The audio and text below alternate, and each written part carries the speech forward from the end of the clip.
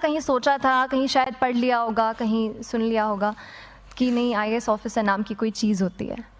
लेकिन तब ये भी नहीं पता था कि यार यूपीएससी नाम की कोई एग्ज़ाम है, सिविल सर्विस एग्ज़ाम है, उससे और भी पोस्ट में आप सिलेक्ट हो सकते हैं, ऐसा कुछ नॉलेज नहीं था। जब मैं अपने कॉलेज लेवल में आई, जब कॉलेज में एडमिशन लिया, मैंने भोपाल से ही एक प्राइवेट इंजीनियरिंग कॉलेज से केमिकल इंजीनियरिंग किया है। और उस दौरान मुझे जब मैंने सोचना शुरुआत की कि क्या बनना है, कंटेम्पलेट किया कि एग्जैक्टली क्या करियर चाहती हूँ, तो लगा कि यार कहीं जो पुरानी ड्रीम थी, एक जो सपना था, वो अभी उसको सामने लाना चाहिए। फिर इस बारे में और पढ़ा और तब खान स्टडी ग्रुप भोपाल में सेंटर वहाँ पे जैसे शुरू हो गया था, तो मेरा जो फाउंडेशन कोर्स है मैंने वहाँ से किया। और इस एग्ज़ाम के बारे में जो चीज़ें मुझे 1-2 साल में समझ में आई हैं, वो कुछ चीज़ें मैं आपसे शेयर करना चाहती हूँ। सबसे पहली चीज़ जो पहले जय और रचना हम दोनों बोल चुके हैं कि कंसिस्टेंसी। आप अगर दिन में, कई बार हमसे सवाल पूछते हैं कि आप कितने घंटे पढ़ाई करते हैं, तो देखिए घंटे मैटर नहीं करते। कोई 17-18 घंटे हमें नहीं पढ़ना है, उतना हम पढ़ भी नहीं सकते। एक दिन पढ़ सकते हैं, दूसरे दिन नहीं पढ़ पाएंगे। 5 से 6 घंटे ही आपको देने हैं या उतने निकालने हैं, पर वो जो वक्त आप अपनी पढ़ाई को देते हो, वो कंसिस्टेंटली आपको रोज़ उतना ही अपने पढ़ाई को देना है। Consistency is the key, that is the first and the most important thing जो आपको ध्यान में रखनी है।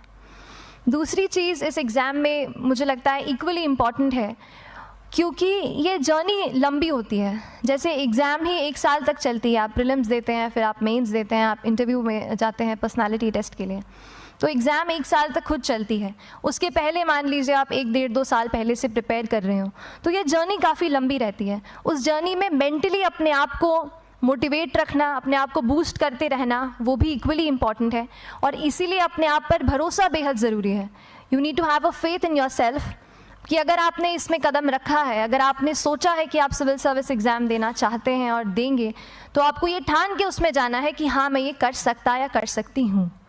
ये एक अपना मोटिवेशन, अपने साथ एक फेथ, बिलीफ अपने ऊपर आपको हमेशा रखना है। कमिंग टू प्रेपरेशन की कैसे तैयारी करनी है, बहुत सारी बातें आप सुन चुके हैं कि आंसर राइटिंग में कैसे करना होता है, आंसर राइटिंग का स्ट्रक्चर कैसा होना चाहिए। तो मैं शुरू में सबसे पहले ये कहूँगी कि मेरे प्रिपरेशन का बेस 2 चीज़ें रहीं। पहला था करंट अफेयर्स। करंट अफेयर्स इसलिए मैंने उसको उसी से शुरुआत की क्योंकि करंट अफेयर्स सबसे इंटरेस्टिंग पार्ट होता है। कई बार आपको हिस्ट्री कभी बोरिंग लगेगी, कई बार आपको लगेगा ज्योग्राफी इतना, कभी हर किसी के अपने अपने फेवरेट्स होते हैं। तो मुझे वो 2 सब्जेक्ट्स लगती थी कि यार इतना मन नहीं करता है, लेकिन न्यूज़पेपर्स और करंट अफेयर्स में जो भी नया चल रहा है वो मुझे हमेशा इंटरेस्टिंग लगता था। इंटरनेशनल रिलेशंस में क्या हो रहा है, क्या सोशल रियलिटीज़ हैं, कहाँ क्या हुआ, उसका क्या इम्पैक्ट पड़ेगा एडमिनिस्ट्रेशन पे और हमारे कंट्री पे, तो उसको आप अपना एक बेस बना सकते हो। आप करंट अफेयर्स बेस्ड प्रिपरेशन कर सकते हैं, इसलिए भी क्योंकि अगर आप मेंस एग्ज़ाम देखेंगे तो काफ़ी डायनामिज्म आ गया है, केवल प्रीलिम्स में नहीं बल्कि जनरल स्टडीज़ पेपर 2, पेपर 3 में भी आप देखेंगे कई सारे ऐसे सवाल हैं जो करंट इवेंट्स से इंस्पायर्ड होते हैं, उन पे बेस्ड रहते हैं। तो जब आप न्यूज़पेपर बेस्ड, करंट बेस्ड पढ़ाई करते हैं तो वो आपका प्रिपरेशन वहाँ से भी कवर हो सकता है। दूसरी जो चीज़ मैंने जिस पे बहुत फोकस किया वो थी आंसर राइटिंग।